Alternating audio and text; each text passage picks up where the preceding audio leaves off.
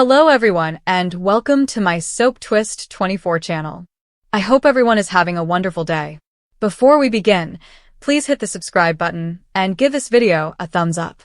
The air in Los Angeles was heavy and humid, clinging to the skin, an appropriate metaphor for the oppressive tension that surrounded the Forrester estate.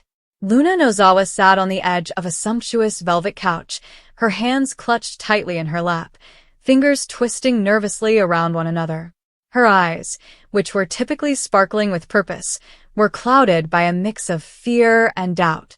She was pregnant, which should have been a source of joy, but it seemed like a ticking time bomb. Across from her, Bill Spencer stood with his arms crossed, his commanding presence filling the room with authority that left little room for compromise. His jaw was hard, his eyes cold, and his decision was firm. Luna would go to jail, pregnant or not. The events leading up to this point had spiraled out of control with an intensity that no one could have anticipated. Luna, once a rising star in the fashion industry, has become involved in a web of deceit, betrayal, and corporate espionage. It had begun innocently enough, a desire to prove herself in the competitive world of Forrester Creations. But ambition had a way of twisting intentions, and Luna's decisions had led her down a path she couldn't reverse. She had been discovered passing sensitive ideas to a competing corporation, a move arranged by a mysterious man who had promised her fortune and independence. The proof was damning. Emails, financial transactions, and recorded conversations depicted her as the mastermind behind a plot to destabilize the Forrester enterprise. Bill, the unwavering guardian of his family and legacy, had taken the betrayal personally. As a prominent investor in Forrester Creations, he saw Luna's actions as a direct threat to his business. He didn't care about her motivations, whether they were desperation, deception, or innocence. To him, betrayal was betrayal, and he would not tolerate it. The fact that Luna was pregnant only made matters worse, but it did not weaken his resolve. He believed in justice, and justice required penalties regardless of the circumstances. Luna's breath caught as she struggled to find the words to express her argument. "Bill, please," she asked, her voice shaking. "I understand what I did was bad, but I didn't intend for it to escalate this far. I was trying to protect someone I love." Her hands slid reflexively to her tummy, where the subtle swell of her pregnancy was just beginning to show. "This infant is innocent. You cannot punish my child for my mistakes." Bill's expression was unwavering. "You should have thought about that before you decided to play dirty, Luna," he replied quietly and sharply.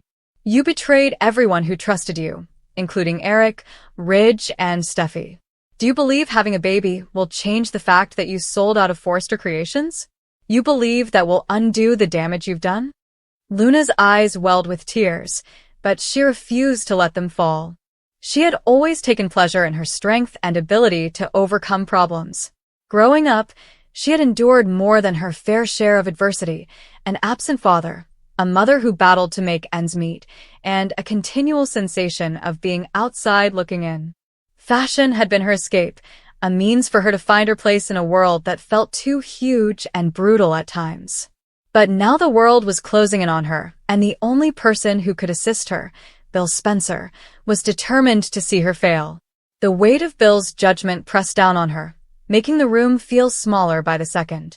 She reflected on the baby growing inside her, a little creature that deserved better than a mother behind bars. She remembered the father, a guy whose identity she had kept hidden even from her closest confidants. Revealing his name would only exacerbate the situation, bringing another soul into the fray. But the silence was killing her, and she wondered whether the truth was the only way out. "I wasn't acting alone," Luna finally said, her voice barely above a whisper. "There's more to it than you realize, Bill. If you'd just listen, I've heard enough," Bill said, his tone firm. "You had a chance to come clean, Luna. You choose to lie, manipulate, and steal. And now you want to play the victim? This is not going to work. The police are on their way, and you're going to pay the price." The word police struck Luna like a physical blow. She knew that was a possibility, but hearing it uttered aloud confirmed it. Her mind raced, looking for a way to change his perspective, to show him that she wasn't the criminal he assumed she was. But Bill's universe was black and white, devotion or treachery, right or wrong. There was no room for gray or for the complexity of her story. As the sound of sirens approached, Luna's thoughts drifted to her mother, Poppy. Poppy had always been her rock, the only person who believed in her regardless of her circumstances. However, even Poppy was unaware of the entire depth of Luna's acts. How would she describe this to her?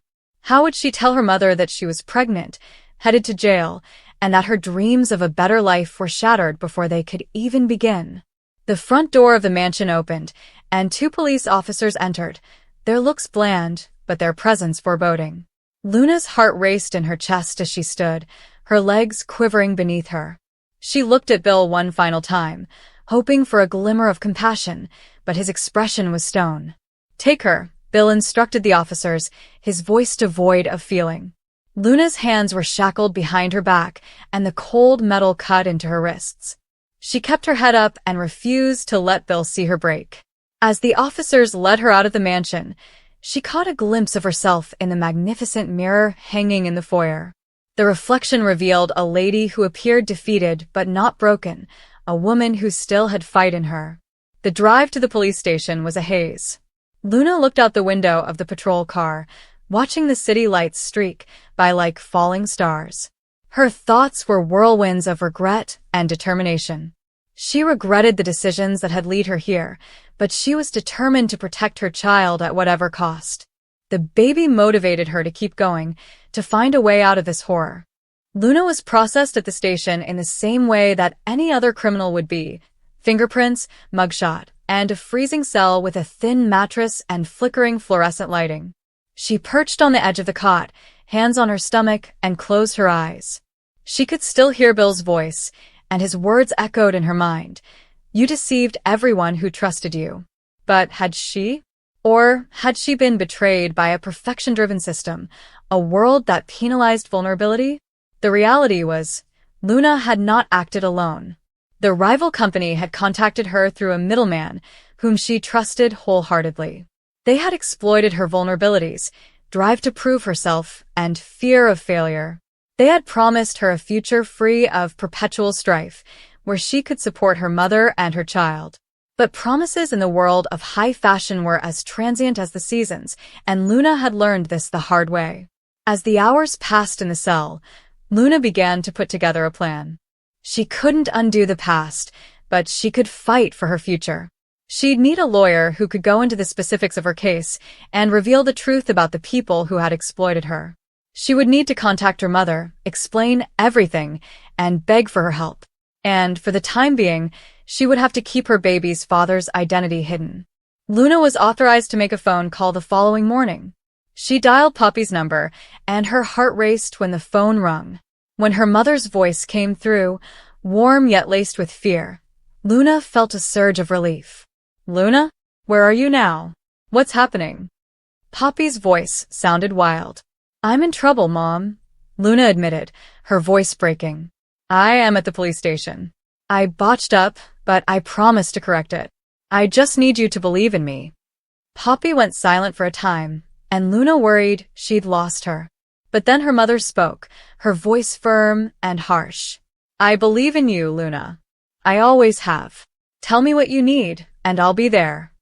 Luna's eyes welled up with tears as she described the scenario, omitting the details that could endanger Poppy. She informed her about her pregnancy, Bill's inability to show mercy, and the allegations that hung over her. Poppy listened with no judgment, her love for her daughter unshakable. "I'm coming to you," Poppy said, "and we're going to fight this together." As Luna hung up the phone, she felt a ray of hope. It wasn't much, but it was adequate to keep her going. She thought about her baby and the life they could still live if she could find a way out of this. The trip ahead would be long and rough, but Luna was used to suffering. She had survived before and would survive again. In the days that followed, Luna's case became a media sensation. The headlines screamed scandal and betrayal, depicting her as a villain in the glamorous world of fashion. However, others saw her differently, friends, colleagues, and even strangers who believed in second chances. A young lawyer named Maya took on her case pro gratis, aiming to find out the truth about Luna's activities. Together, they began to unravel the web of deception that had ensnared her, tracing the strands back to the true masterminds behind the operation. Meanwhile, Bill faced his own reckoning. As the story progressed, suspicions grew regarding his own role in the drama.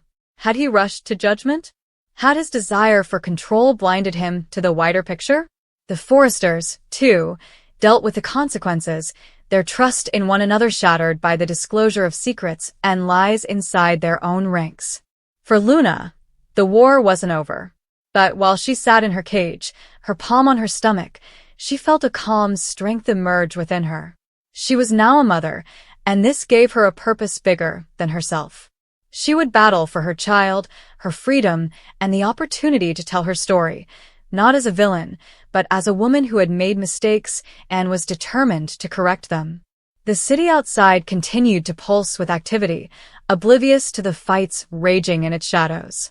However, for Luna, each day was a step toward redemption, an opportunity to rewrite her tale.